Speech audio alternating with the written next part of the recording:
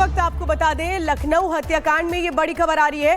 पारिवारिक कलह में हत्या का आरोप है। आरोपी अरशद को गिरफ्तार किया गया। अरशद का पिता बदर फरार बताया जा रहा है, जिसकी तलाश जारी है। तो होटल में मां और 4 बहनों की हत्या की गई थी और वजह जो बताई जा रही है, जो वजह निकल कर आ रही है, वो पारिवारिक कलह सामने निकल कर आ रही है, यानी कि पारिवारिक वजह से ये हत्या कर दी जाती है। लेकिन इस मामले में अरशद का जो साथी है, जो पिता है, वो अभी तक गिरफ्तार बताया जा रहा है। ये वजह जो निकल कर सामने आई है वो पारिवारिक कलह है। और चलिए अब सीधे रुक करते हैं बीजेपी की प्रेस कॉन्फ्रेंस का। सरकार बना स्मृतियां छोड़ गया है। 2024 में जहां एक तरफ श्री राम मंदिर का उद्घाटन हुआ 500 वर्षों के बाद, 60 वर्ष के बाद देश में लगातार तीसरी बार किसी प्रधानमंत्री को सरकार बनाने का मौका मिला। प्रधानमंत्री श्री नरेंद्र मोदी जी को संविधान ने 75 वर्ष पूर्ण किए और हम पूरे वर्ष में फास्टेस्ट ग्रोइंग लार्ज इकोनॉमी में से एक रहे। परंतु उसी के साथ एक विचित्र संवैधानिक उदाहरण भी इस 2024 में देश ने देखा, जब जेल से रहकर एक मुख्यमंत्री ने सरकार को चलाया। पहली बात यह भी स्पष्ट हो कि ऐसा नहीं कि केजरीवाल जी जेल जाने वाले पहले मुख्यमंत्री थे जिनके ऊपर आरोप लगा और उन्हें जेल जाना पड़ा। इससे पूर्व में भी शिबू सोरेन जी, मधु कौड़ा जी, लालू प्रसाद यादव जी, जयललिता जी, करुणानिधि जी, ये सब पद पे रहते हुए लोग गए। परंतु कम से कम लालू प्रसाद यादव जी ने भी इतनी मर्यादा रखी थी कि पद छोड़ दिया था नैतिकता के आधार के ऊपर। परंतु 2024 में एक ऐसा विस्मयकारी और विचित्र उदाहरण देश को देखने को मिला कि जिन्होंने मुख्यमंत्री के रूप में पद नहीं छोड़ा, और उससे बड़ी बात, जेल में रह के पद नहीं छोड़ा और जेल से बाहर आके पद छोड़ दिया। इसीलिए जो उनकी विचित्रता है वो अपने आप में इतनी विस्मयकारी है कि किसी के लिए समझना थोड़ा मुश्किल हो सकता है। आज हम आपके सामने, चूंकि अब नया वर्ष आया है, इस अंग्रेजी नए वर्ष में नित नए रूप और नित नए स्वांग रचने वाले पार्टियों में कोई और नया चित्र विचित्र उदाहरण देखने को मिले, उससे पूर्व हम याद दिलाना चाहते हैं कि आम आदमी पार्टी उस विचार के साथ आई थी कि हम नई राजनीति लेके आ रहे हैं। और आज की राजनीति में सबसे बड़ी चुनौती सारे राजनीतिक दलों के लिए जो थी वो ये थी क्राइसिस ऑफ क्रेडिबिलिटी, विश्वसनीयता का संकट।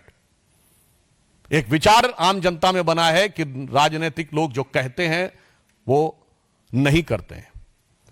भारतीय जनता पार्टी और एनडीए ने प्रधानमंत्री श्री नरेंद्र मोदी जी के नेतृत्व में इस विचार को बदला। हमने राजनीति में प्रामाणिकता को स्थापित किया और आम आदमी पार्टी उसकी दूसरी एक्सट्रीम है, जो कहते हैं वो कभी नहीं करते हैं।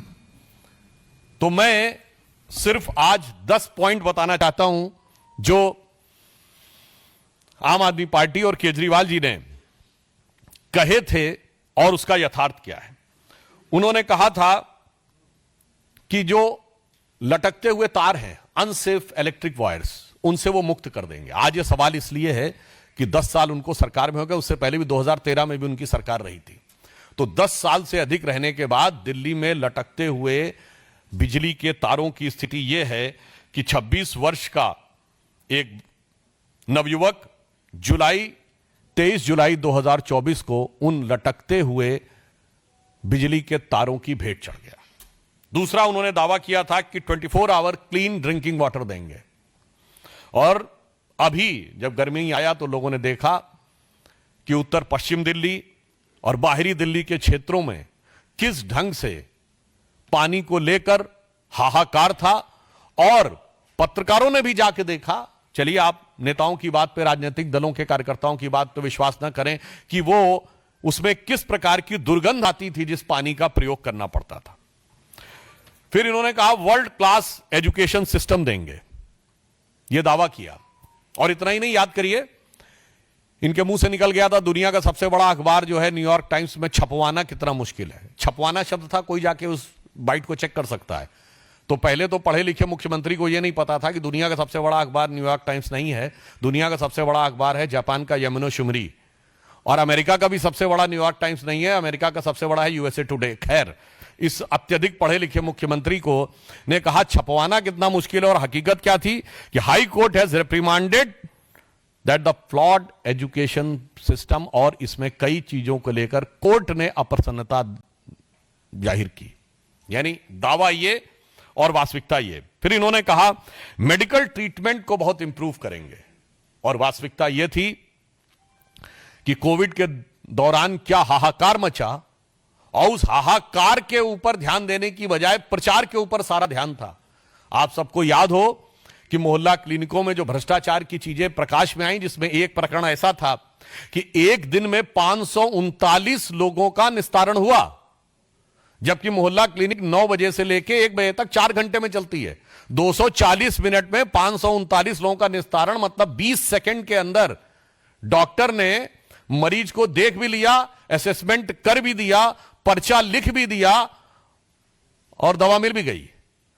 और कौन सी ऐसी मोहल्ला क्लिनिक थी जिसकी इतनी कैपेसिटी थी कि सीसीटीवी फुटेज दिखा जाए कि 539 लोग आके कहां खड़े हो गए थे?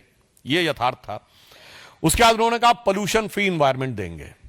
आज स्थिति यह है, इसमें कुछ कहने की जरूरत नहीं है। जिस तरह इस समय जाड़े का मौसम चल रहा है, हाँ, हम ये कह सकते हैं कि हम उनको शुभकामना भी देते हैं। केजरीवाल जी का स्वास्थ्य बेहतर हो गया है। मुख्यमंत्री बनने से पहले जिस चीजें नजर आती थी, मगर दिल्ली की आबो हवा की सेहत बहुत खराब होती चली गई है। इसके बाद इन्होंने कहा कि जो कूड़े के ढेर, यानी ये छठा पॉइंट है, कूड़े के ढेर, इनको समाप्त करेंगे। और आज स्थिति यह है कि कूड़े के ढेरों की हाइट बढ़ रही थी। कुतुब मीनार से कुछ मीटर की दूरी के ऊपर, कुछ थोड़ी दूरी के ऊपर जो कूड़े का ढेर है, उसकी हाइट ऐसा समाचारों में आया कि 8 मीटर तक बढ़ गई है। 7वां दावा, दिल्ली महिलाओं के लिए सुरक्षित बनाएंगे। और भारत के इतिहास का इकलौता उदाहरण, जहां किसी भी सरकार के मुख्यमंत्री आवास में उसी पार्टी की महिला सांसद की पिटाई की गई और आरोप लगा मुख्यमंत्री के ओएसडी पर। पूरे भारत में ऐसा उदाहरण नहीं मिलेगा। मायावती जी के ऊपर स्टेट गेस्ट हाउस कांड में हमला हुआ था, वो समाजवादी पार्टी की सरकार ने किया, हो तो विरोधी दल था। यहां तो सत्ताधारी दल की, अपनी पार्टी की महिला के साथ। और जो कुछ महिलाओं के साथ अन्य चीजें हो रही हैं, वो किसी से कोई छुपा हुआ नहीं है। जो चीज इनके अधिकार में, ये कहते हैं ना कानून व्यवस्था अधिकार में नहीं। अरे भाई, मुख्यमंत्री आवास के अंदर की सारी व्यवस्था तो आपके अधिकार में थी, और मांगने पर सीसीटीवी भी नहीं थे। अब आप देखिए, अगला इनका था कि कच्ची कॉलोनीज जो हैं, उनको बेसिक इम्यूनिटी, जो मूलभूत सुविधाएं हैं, उनसे युक्त कर देंगे। संगम विहार में जिस प्रकार की चीजें देखने को मिली, उससे बहुत साफ है कि यह दावा बिल्कुल यथार्थ के धरातल पर चूर चूर होता नजर आ रहा है। फिर इन्होंने यह कहा था कि जो झुग्गी झोपड़ी के में रहने वाले लोग हैं, उनको स्थायी आवास देंगे। आज 1 दशक पूरा होने के बाद भी यह दावा सिर्फ हवाई दावा है, जबकि प्रधानमंत्री जी के प्रेरणा से चलने वाली योजना में 3024 फ्लैट्स अब तक कालकाजी एरिया में झुग्गी झोपड़ी के लोगों को दिए जा चुके हैं। हम जो कहते हैं वो करते हैं, और जो वो कहते हैं वो कभी नहीं करते। अब यमुना की सफाई, आप सभी को पता है, उनका वीडियो भी अवेलेबल है कि यमुना की सफाई कैसी करेंगे, कि वो नहा के दिखा देंगे। और आज स्थिति है कि वो पास जाने में भी हिचकते हैं। यमुना की झाग वाली फोटोएं आप सब ने देखी।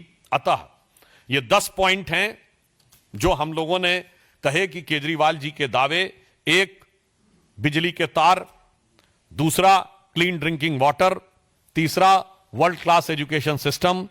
चौथा, स्वास्थ्य की बेहतर सुविधाएं। 5वां, पर्यावरण प्रदूषण। 6ठा, गंदगी के ढेर। 7वां, महिला सुरक्षा। 8वां, कच्ची कॉलोनियों में बेसिक फैसिलिटीज। और 9वां, झुग्गी झोपड़ी के लोगों को मकान।